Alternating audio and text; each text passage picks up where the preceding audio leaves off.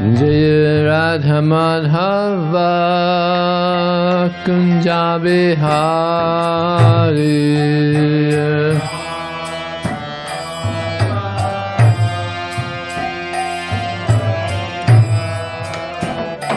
Jaya Radha Madhava Kunja Bihari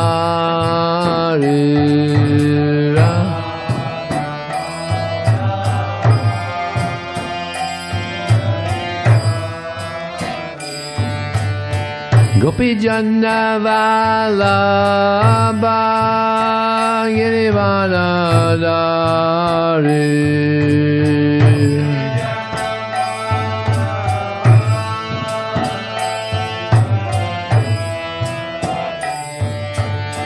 Gopi Jana Vallabha Girivana Dari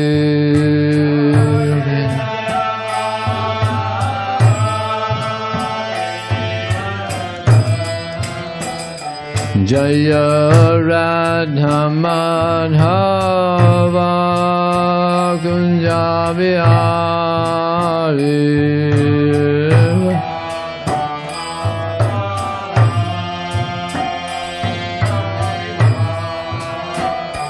Jaya Radha Madhava Kunja Bihari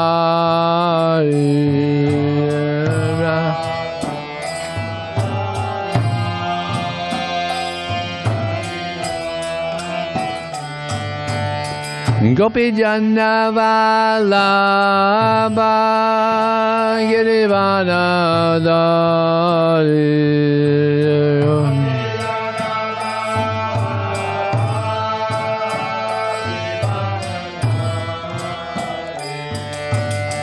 Gopi Jana Vallabha Girivana Dari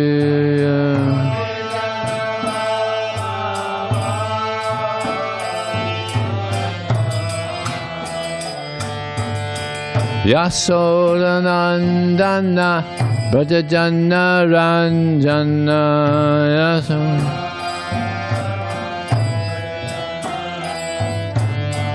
Yasoda Nandana Brajajana Ranjana Yasoda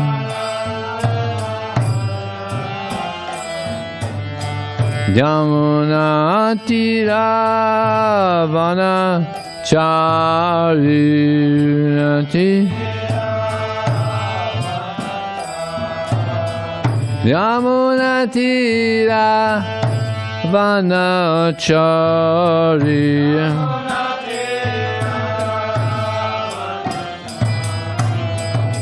Jaya Radha Madhava Kunja Bihari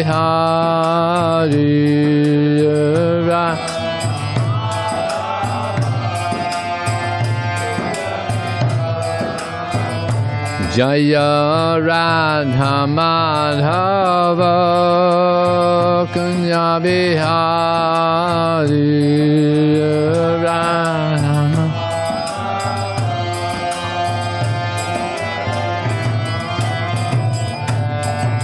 Gopi Jana Vallabha Girivana Dari Jaya Gopi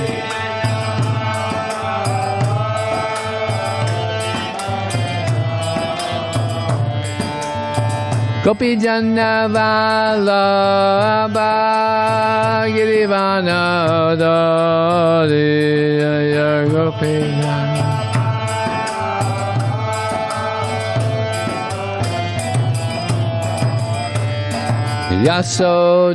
Yasodanandana Brajajana Ranjana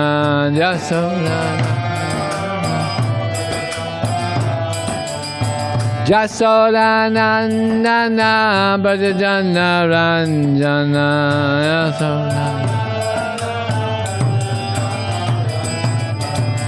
Jamuna Tira Vana Charinati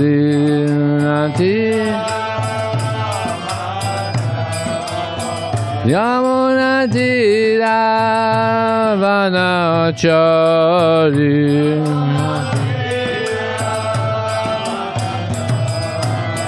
Yamuna Tira Vanachari Yamuna Tira Vanachari Jayam Vishnavad Paramahamsa Ravi Jagacharya Astatir Sadashi Shiman. His Divine Grace, Srila A.C. Bhaktivedanta Swami, Srila Prabhupada Ki. Ananta Kota Vaishnavani Ki Jai. Namacharya Srila Haridas Thakur Ki Jai. ISKCON Founder Acharya Srila Prabhupada Ki Jai. Prem Stika Host Sri Krishna Chaitanya Prabhu Nityananda Shri Advaita Gadadhar Sivasati Gaur Bhaktivinoda Ki Jai. Shri Shri Radha Krishna Gopiya Shamakun Radhakun Giri Govardhan Ki Jai. Shri Vrindavandam Ki Jai. Shri Maya Pranavadam Ki Jai. Gangamaya Ki Jai. Jamunamaya Ki Jai. Tulsi Devi Ki Jai. Bhakti Devi Ki Jai. Samaveda Bhaktivinoda Ki Jai. Transcendental Book Distribution Ki Jai. Harinam Sankirtan Ki Jai. Go Premanandi. All glorious Sama devotees. All glorious Sama devotees. All glorious Sama devotees. All glorious Shri Shri Guru and Shri Gauranga.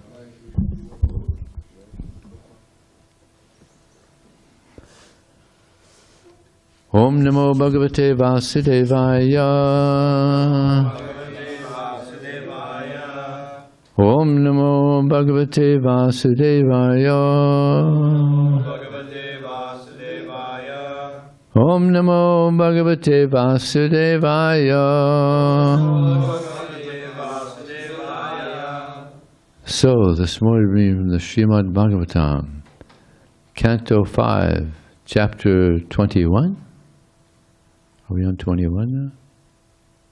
Anyway, what verse? What verse are we on? We're on 12. Okay.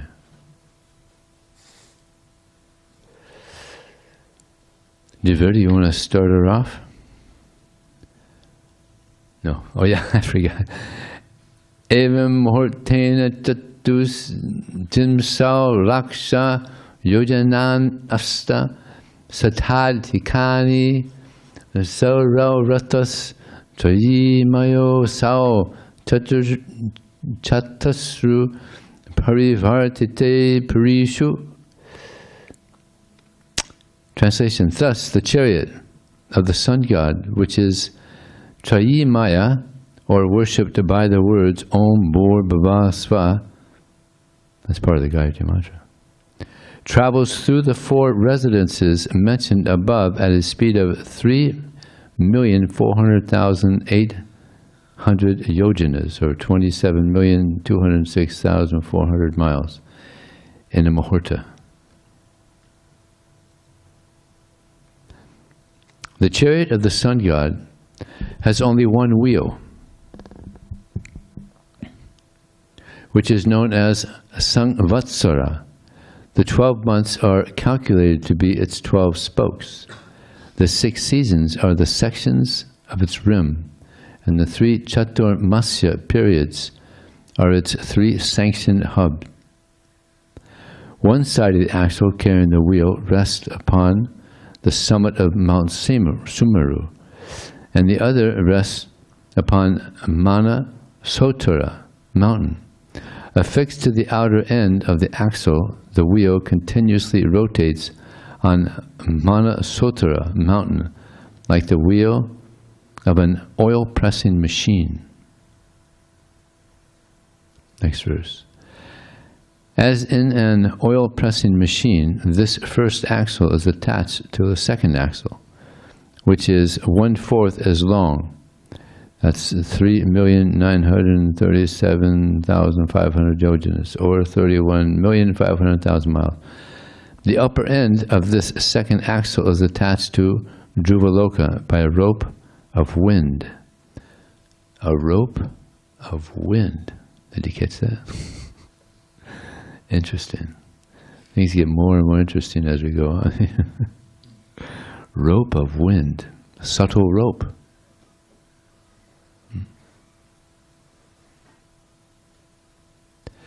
My dear King, The carriage of the sun god's chariot is estimated to be 3,600,000 yojanas, 26,800,000 miles long, and 1/4 as wide, 900,000 yojanas, or 7,200,000 miles.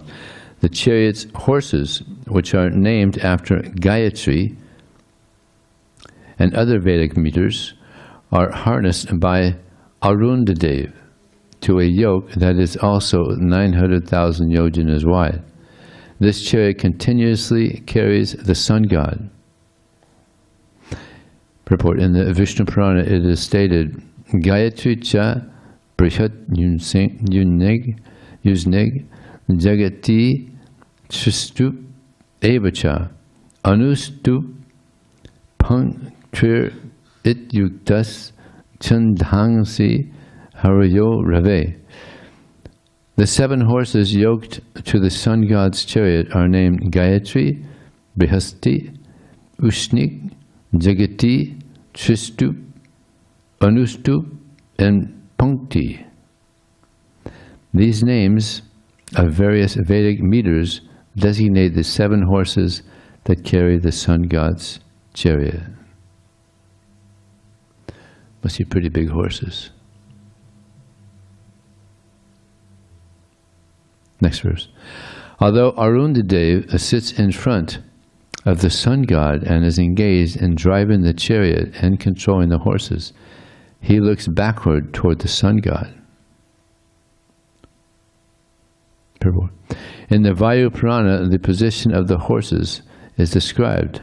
Saptasva Rupa Chandangsi Vahante Vhamato Ravim Chakra Paksha Nibadhani Chakre Vaksha Samahita. Although Arunadev is in the front seat controlling the horses, he looks back toward the sun god from his left side.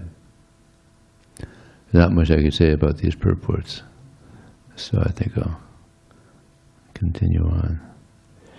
There are 60,000 saintly persons named Vailikiyas, each the size of a thumb, who are located in front of the sun god and who offer him eloquent prayers of glorification.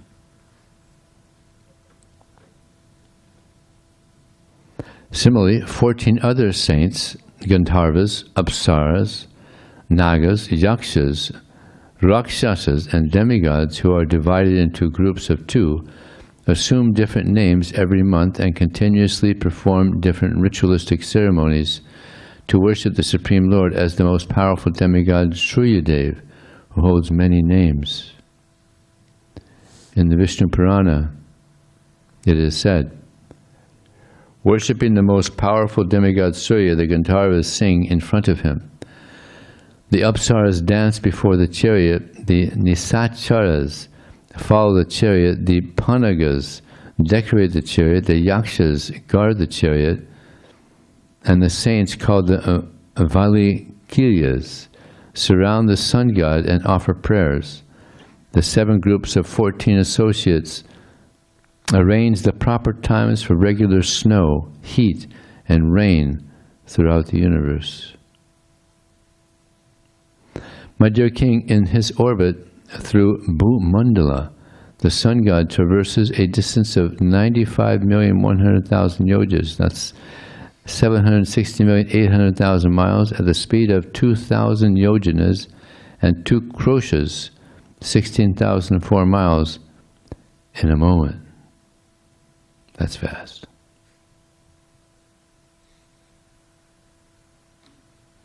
$16,004 miles in a moment. So that's the end. Thus end the Bhaktivinoda Purport, the 5th canto, 21st chapter of the Srimad Bhagavatam, titled The Movements of the Sun. Now I'll read the summary of chapter 22, the orbits of the planets.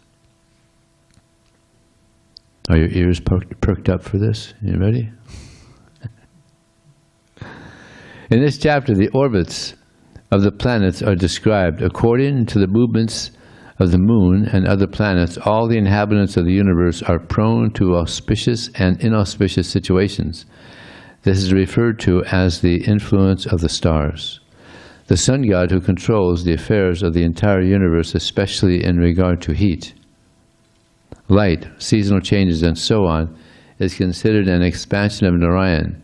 He represents the three Vedas, Rig, Yajur, and Sama, and therefore is known as Trayimaya, in the form of Lord Narayan. Sometimes the sun god is also called Surya Narayan.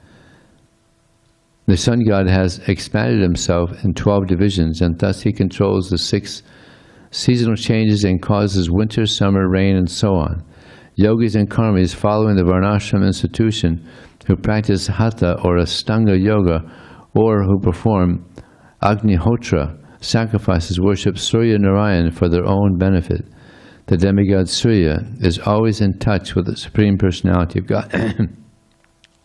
Excuse me. The demigod Surya is always in touch with the Supreme Personality of Godhead, Narayan. Residing in outer space, which is in the middle of the universe, between Bhuloka and Bhuvarloka, the sun rotates through the time circle of the zodiac, represented by 12 rasis, or signs, and assumes different names according to the sign he is in. For the moon, every month is divided into 2 fortnights. Similarly, according to solar calculations, a month is equal to the time the sun spends in one constellation. 2 months constitute one season, and there are 12 months in a year. The entire area of the sky is divided into 2 halves, each representing an ayana, the course traveled by the sun within a period of 6 months. The sun travels sometimes slowly, sometimes swiftly, and sometimes at a moderate speed. That's interesting. It changes speed. In this way it travels within the 3 worlds consisting of the heavenly planets, the earthly planets, and outer space.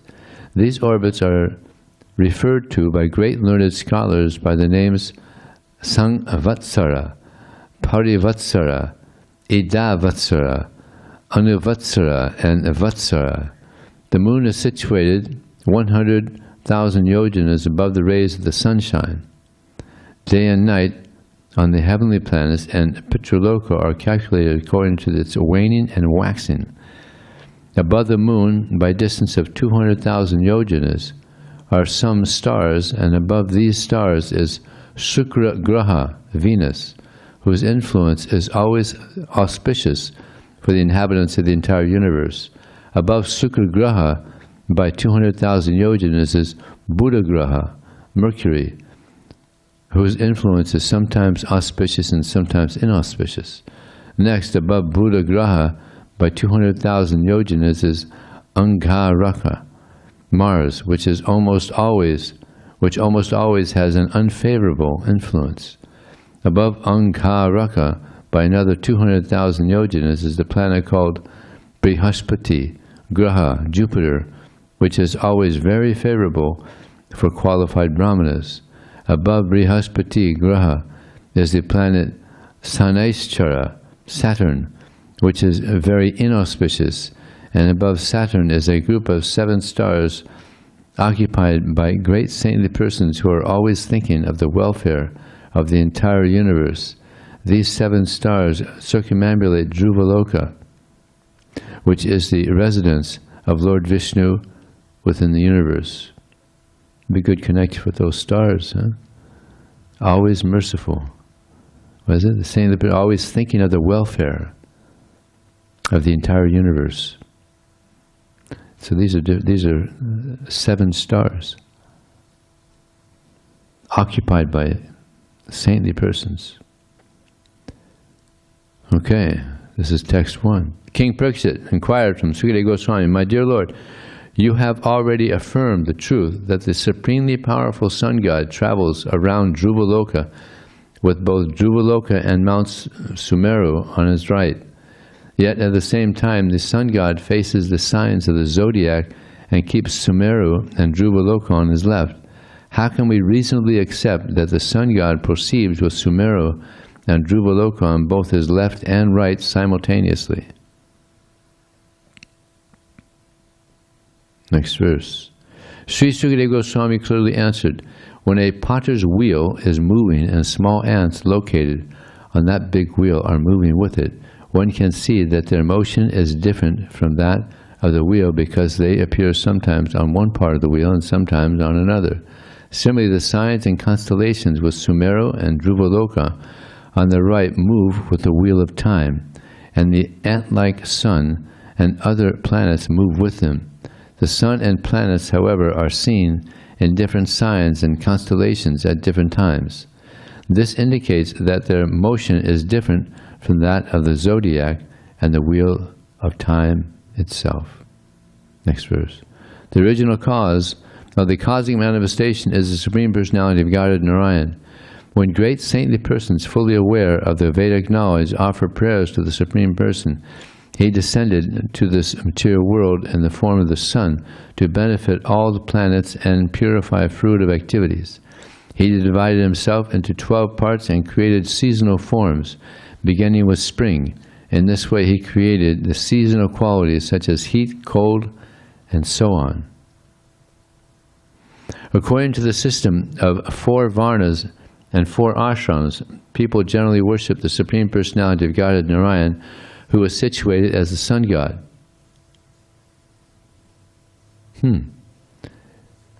Narayan is situated as the sun god. That's interesting. Sometimes when there's no Lord Brahma, Krishna comes and he's Lord Brahma, so it appears here. Similar. With great faith, they worship the Supreme Personality Godhead as a super soul according to ritualistic ceremonies handed down in the 3 Vedas, such as Agnihotra and similar higher and lower fruitive acts, and according to the process of mystic yoga. In this way, they very easily attain the ultimate goal of life. You're all absorbing this? It's all being noted? The sun god, who is Narayan or Vishnu, the soul of all the worlds, is situated in outer space between the upper and lower portions of the universe. Passing through 12 months on the wheel of time, the sun comes in touch with 12 different signs of the zodiac and assumes 12 different names according to those signs. The aggregate of those 12 months is called a Samvatsara, or an entire year. According to lunar calculations, 2 fortnights, one of the waxing moon and the other of the waning, form 1 month. That same period is 1 day and night for the planet Pitraloka. According to stellar calculations, a month equals 2 1/4 constellations. When the sun travels for 2 months, a season passes, and therefore the seasonal changes are considered parts of the body of the year. Thus, the time the sun takes to rotate through half of outer space is called an ayana, or its period of movement in the north or in the south.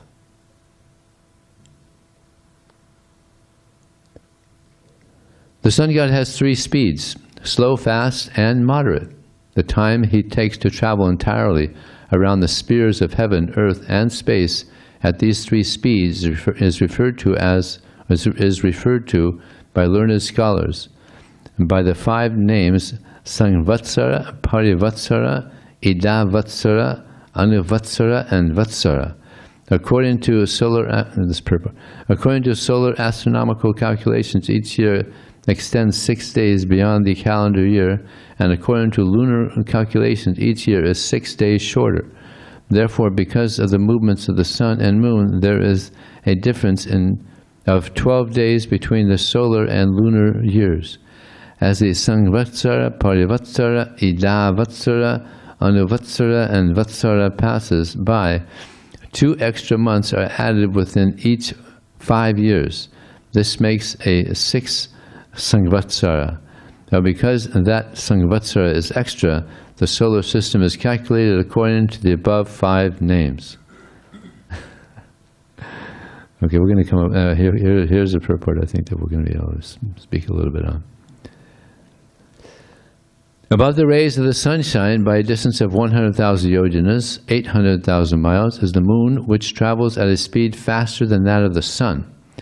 In 2 lunar fortnights, the moon travels through the equivalent of a Samvatsara of the sun. In 2¼ days, it passes through a month of the sun, and in 1 day, it passes through a fortnight of the sun. Purport.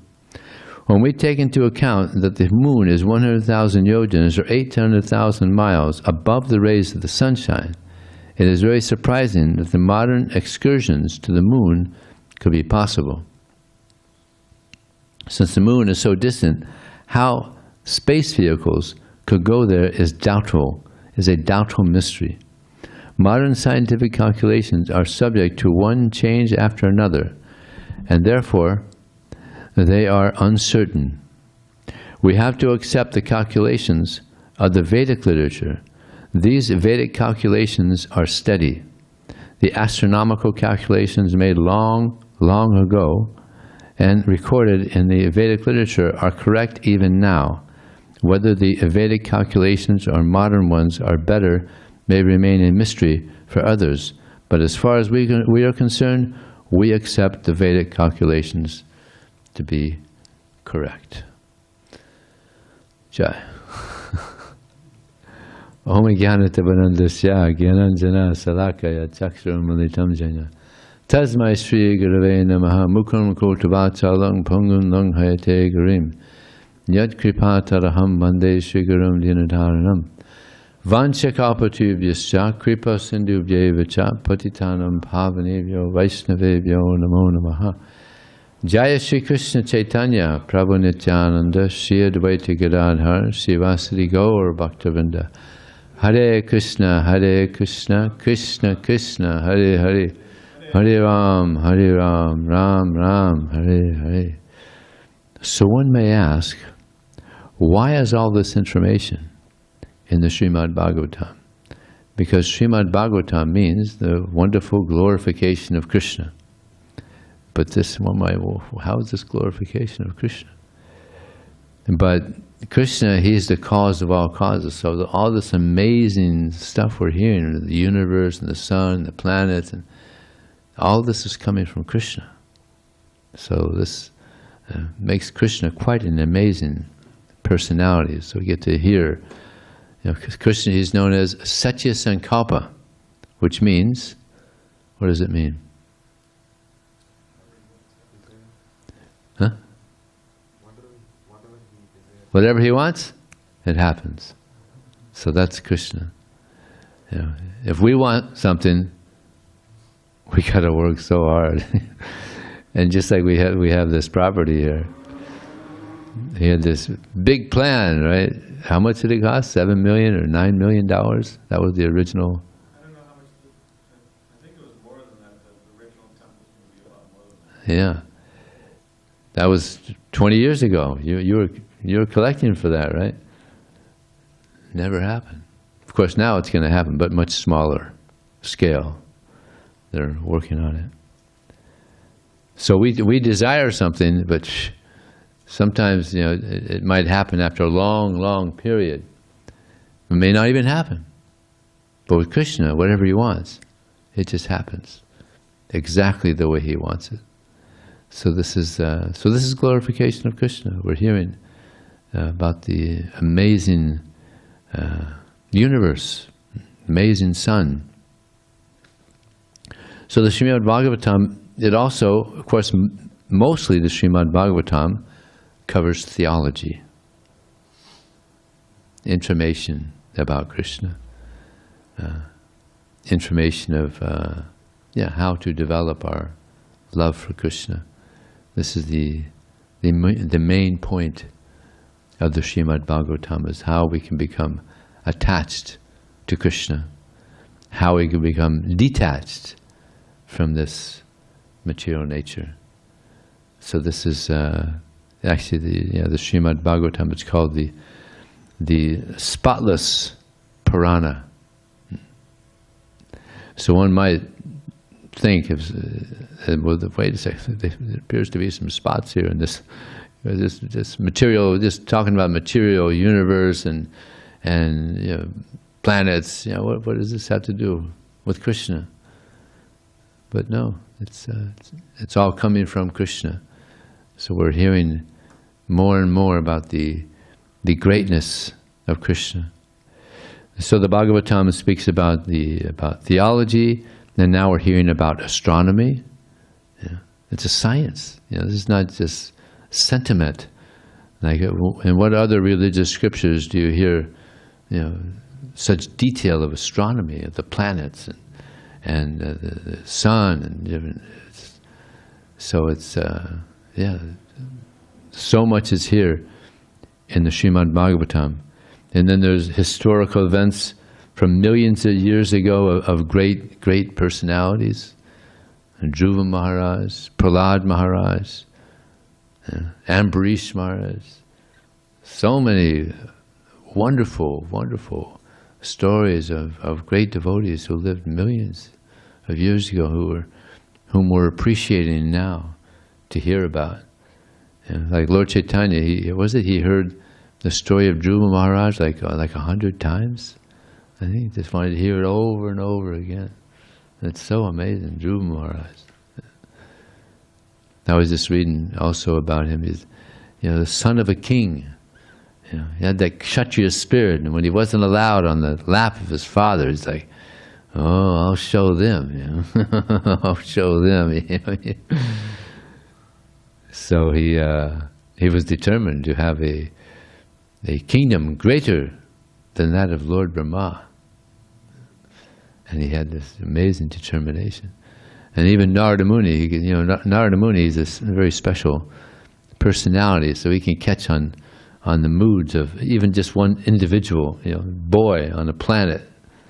And he goes, what are you doing? Just a child, man. Don't take it so seriously. Children just, someone insults, not a big deal. Let it go, Thanks for the help, Narada, but I got some serious business here. If you want to help, help me out, but otherwise, don't bother me.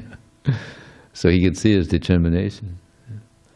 He had such determination, and eventually such determination and such purity. Although he had this material desire, he had this, and we think we have material desires. Geez, imagine material desire like that. He wanted a kingdom greater than that of Lord Brahma. I mean, that's like a maha material desire. But he chanted this verse that we're a little familiar with, Om Namo Bhagavate Vasudevaya. And somehow that purified him. And he was so austere. He was just, at first he was just taking berries and like every 3 days or something. And then every 6 days he was taking some dry grass. And then every 9 days he would take some water. And then every 12 days I think he was just taking some air, and just extremely austere. So he was able to eventually see Krishna. Maybe we could have these doors closed until these guys go by. So yeah, so many amazing incidents of great personalities in the Bhagavatam. And then there's adventure, so much adventure in the Bhagavatam. Wars between the demigods and the demons, and wars between Krishna and demons. A lot of adventure also. Amazing. Yeah. So, yeah, the Srimad Bhagavatam is filled with a huge variety of things. So here in this purport, Prabhupada, he also mentions this, his doubt about the modern scientific so-called trip to the moon. I remember I watched this documentary. A funny thing happened to me on the way to the moon. Anybody see that? No. it's all the showing how it was just it was a hoax. Like they, it landed, but when it lands, there's so much pressure, so you'd think there'd be some, some movement of the ground under, but no, it's completely flat. Completely flat. And when we go to the dentist, we have to get some X-ray because the radiation is so. They put these like thick vests of lead, just to protect us. But on this on the ship that apparently went there, they had 1/4 of an inch of aluminum to protect the ship. Because they said if we put enough to protect us, the ship wouldn't go anywhere. It'd be so heavy. I mean, just to protect our chest, thick lead. I mean, the thing's heavy. It's on. You feel it. That thing's heavy. Imagine all that on a ship. It's not going to go anywhere. It'd be so heavy. So that's another. So many things, and it's interesting that in 1969, I think Prabhupada was in England at the time of the landing on the moon, and there he had one disciple, Purushottama, who was from America, and he was completely into it. He was just so excited, and they somehow they got a TV and they were watching it, and Prabhupada's getting a massage by Dhananjaya. And Dhananjaya, he's watching the landing, and he's just so much into it that Prabhupada says, "Stop, sit on the chair." And Prabhupada says, "This is how you do it." He was being inattentive, So Prabhupada, he was massaging him for a couple minutes. Prabhupada massaging him. This is how you do it. No, sorry, Prabhupada. And then he started massaging Prabhupada again, and he's watching it again, and and again he becomes inattentive. And Prabhupada gets up here. You sit down. Let me show you. He starts massaging him again. Must have been very embarrassing. Imagine that. And then he does. And then he gets up, and he's getting massaged by massage. He's massaging Prabhupada. So they're watching this, and Yamuna was cooking downstairs, and he called her, and about something, and then he asked, "Oh, you're cooking lunch now?" He said, "Oh yeah." Yeah. She ran down, and there was a little fire down there. It's black smoke everywhere, and she called for Purushottam. So he went down and put the fire out, and there's black smoke everywhere, and both of them had suits, just covered black, and they came up to Prabhupada, and Prabhupada said, "Oh look, Purushottam has gone to the moon." And then Prabhupada, then they're still watching this thing on the TV, and then finally it was over, and Prabhupada said, "I turned it off," and he said, This is an idiot box, and this has made an idiot of all of us. Of course, Prabhupada's so humble, he put himself in that, made an idiot of us, but it made an idiot because they're all thinking. Prabhupada was probably the only person, or maybe maybe a few people understood this is just a hoax. Right from the beginning, Prabhupada said, this is a hoax. They didn't go to the moon. But it was huge news. But now there's millions of people that think it's a hoax. I'm reading that 1 in 6 people in England think it was just made up. I don't know what in America it'd probably be a little less, because we still got that pride. We went to the moon. Still there. But yeah, there's the cheaters and the cheated. And there was this big race to go to space between Russia and America. And Russia was way ahead. They were way ahead of America back in the 60s. And at one point, I think the president even said, even if you got to fake it, go to the moon. the smoking gun, right? So yeah, there's so much controversy over that. And even there's some devotees that think that they went to the moon after Prabhupada even saying, and what was Prabhupada's argument? Mostly, when he would speak about, what was his argument? Yeah, well, yeah, both of them. But Sunday, Monday, Tuesday, Sunday is the first day, then Monday, the moon, Sunday, Monday, Tuesday. I don't know what's Tuesday. There's a Mars. Tuesday, Wednesday, Mercury, Thursday. Anybody know? Saturn. Jupiter. So Sunday, Monday. So Monday, Sunday's first, then the moon. So one might say, well, wait, it appears to be so close. The moon, like there's some times in the moon it's closer, isn't it? Yeah. So how is that? Well, if something is very big, like I don't know, how big do they say the moon is? I mean, I don't know.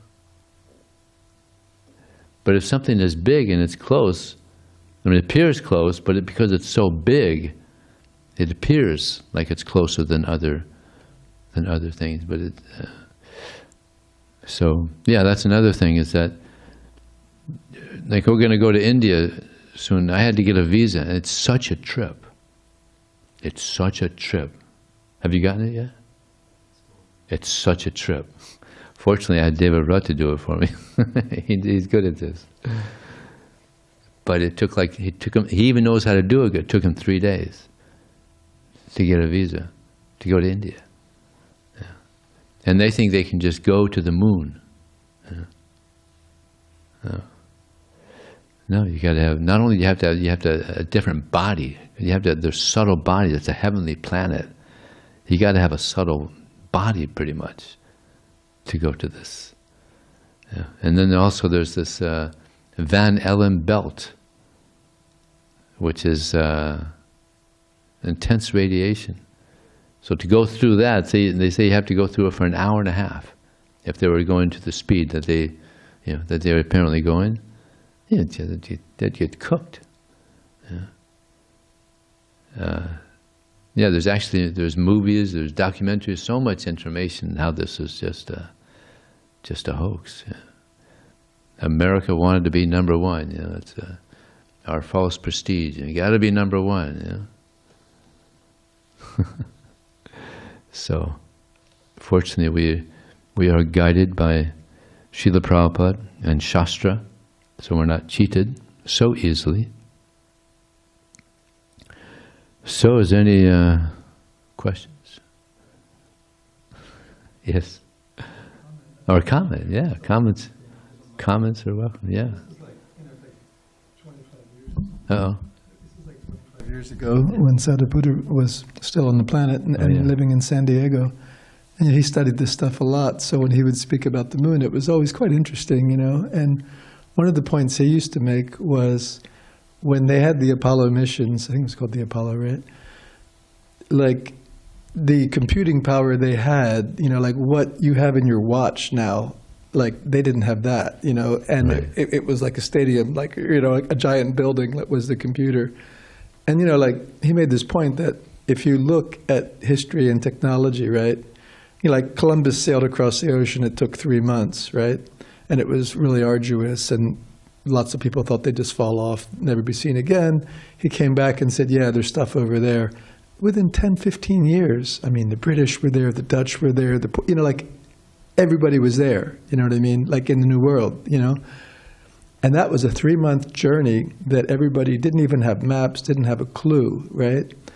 And these guys say they went to the moon. So then, this is 25 years ago. So basically, Sadhguru was saying, here we are 30 years later.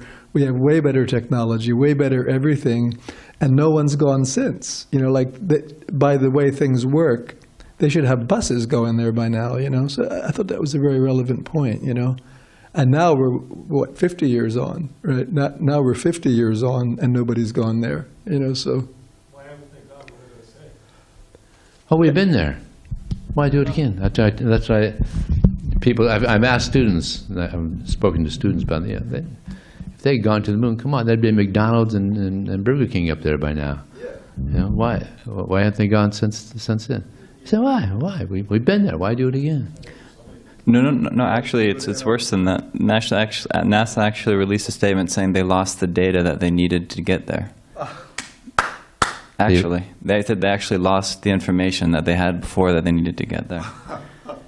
They lost the information. Yeah, in addition to losing some of the footage of the actual thing, they actually said they actually like lost somehow or other. They lost the information or the data or whatever, the technology or whatever that they needed.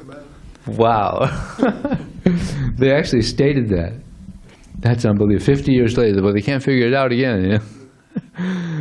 He wants to say something. Amoga.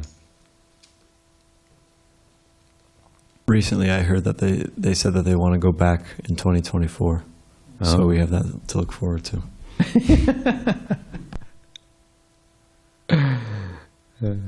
Yes. Monopolized, but Sadhuputta also made a nice point regarding, since you're all doing such wonderful preaching, he said that he felt that one of the reasons why Srila Prabhupada brought this up, which, as you pointed out, he was like, if not one of the first people who called the bluff, right? I mean, there was an article immediately in the LA Times. You've seen that? Founder of Hare Krishna movement says we didn't go to the moon. I mean, it was a big deal. It wasn't just like a little thing, you know, like people were like, what? You know, like everybody was just eating it up, you know. And Sadhuputta made the point that just like in this purport, Prabhupada brings it up from another angle, right? Just based on where the moon is and like that. So Prabhupada brought it up enough times, and Sadhuputta's point was he felt that the reason Srila Prabhupada brought it up so much, such a controversial thing, was that he didn't want us to just say, oh, you know, just sweep it under the rug and just say, just chant Hare Krishna, you know. Like a lot of big Christian sects have finally come to the point of just saying Darwinian evolution is how God did it. And maybe that works for your faithful, but it doesn't work for thinking people, you know what I mean? And Prabhupada didn't want us to just let him get away with it, you know. But we actually have a whole cosmology, you know, and you know, like him forming the BI later and putting so much emphasis on the BI. I mean, Prabhupada wanted to fight, you know, he wanted to push this Vedic. So anyway, you Prabhupads are doing it, but Yeah. he used to bring that point up, you know, that how Prabhupada didn't want us to sweep it under the rug and say, just have faith. He wanted us to like confront it. Yeah. He told the scientists that the more you kick the material scientists in the head, the more you're advancing in Krishna consciousness. Of course, subtly, that is not.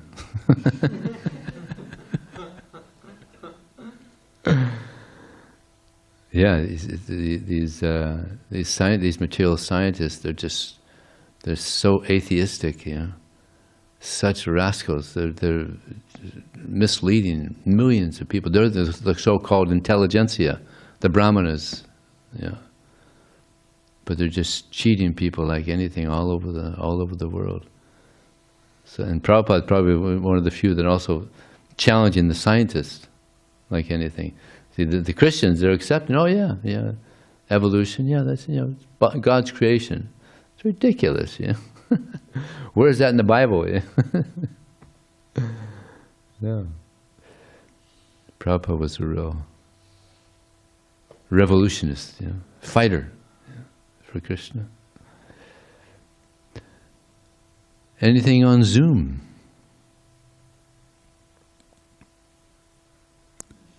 Okay. Okay, thank you very much. Srila Prabhupada ki jai.